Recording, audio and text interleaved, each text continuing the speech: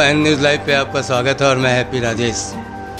और फिलहाल मैं कहलगांव की पावन धरती पे जो बाबा बटेश्वरनाथ का धाम कहलाता है और विक्रमशिला एक बहुत पुरानी हस्ती, और इसी हस्ती के क्रम में आज हम आए हैं। हमारे साथ हैं चंदन चंद्राकर जी, जो बीजेपी के बहुत ही कद्दावर नेता माने जाते हैं, और यहाँ तक कि वो टिकट के रेस में थे। लेकिन आपको पता है कि एनडीए गठबंधन जो है और एनडीए सरकार जो है, वहाँ पे पार्टी की जो नीति होती है, पार्टी की जो रणनीति होती है, उसमें सबको साथ चलना होता है। यही तो आज तक उसके अटूट मजबूती का सबसे बड़ा जो चट्टानी पावर कहते हैं, जो चट्टानी ताकत कहते हैं एनडीए का, वो है। तो आइए मिलते हैं। तो एन न्यूज़ लाइव में चंदन जी आपका बहुत बहुत स्वागत है। धन्यवाद। चंदन जी, आप भी चूँकि टिकट के रेस में थे और पार्टी ने निर्णय करके मुकेश जी को टिकट दिया है, तो आप इसको किस तरह से लेते हैं और कैसे देखते हैं? हम लोग संगठन के व्यक्ति हैं और संगठन जो निर्णय लेती है हम उनके साथ रहते हैं। लीजिए, एनडीए में संगठन की बात आती है तो चंदन जी संघ से भी जुड़े हुए हैं और बहुत पुराने व्यक्ति हैं, और इसी क्रम में हम जानना चाहते हैं कि मुकेश जी को टिकट मिलने का कहलगांव के परिप्रेक्ष्य में कैसा लग रहा है?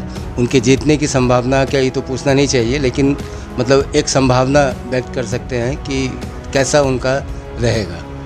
जनता जनमत देगी और संगठन पूरा लगा हुआ है अपने काम पे, और जनता जनमत देगी तो हम लोग एनडीए को जिताएंगे। यहाँ पे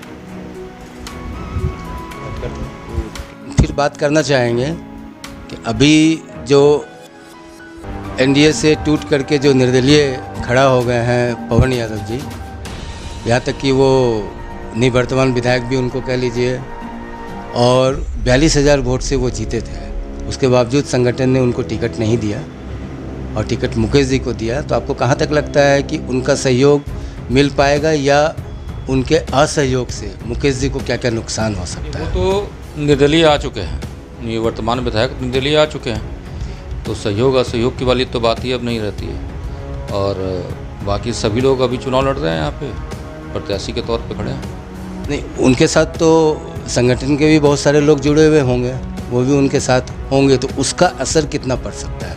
संगठनात्मक तो देखिए, एनडीए जहाँ जुटता है, जहाँ अपना प्रत्याशी रखता है, एनडीए के संगठन वहाँ चली जाती है।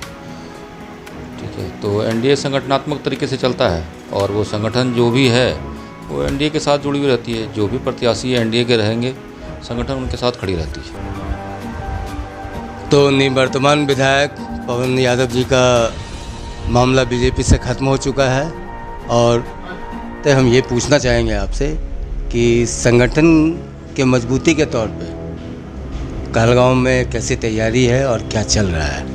हमारा सारा बूथ मजबूत है।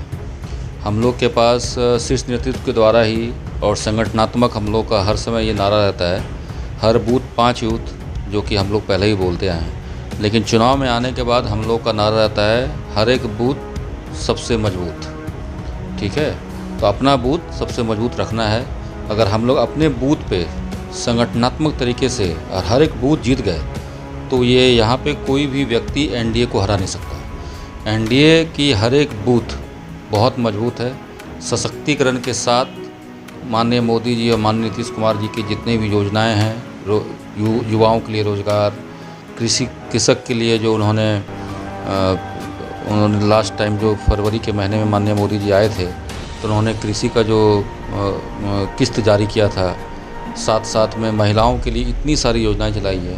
तो इन सब चीज़ों को लेके लाभार्थी की योजना, साथ साथ बूथ का संगठनात्मक प्रभाव, इतनी मजबूती के साथ हम लोग लगे हुए हैं कि हम लोगों की जीत सुनिश्चित है। यहाँ पे एनडीए 200% चुनाव जीतेगी यहाँ पे। चलिए, तो हर एक बूथ सबसे मजबूत।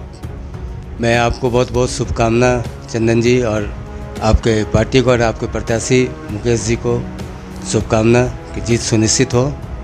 और दर्शकों, आप बने रहिए एन न्यूज़ लाइव पे, इसी तरह की खबरें लेकर के आते रहेंगे। कैमरा पर्सन संतोष झा के साथ मैं हैप्पी राजेश।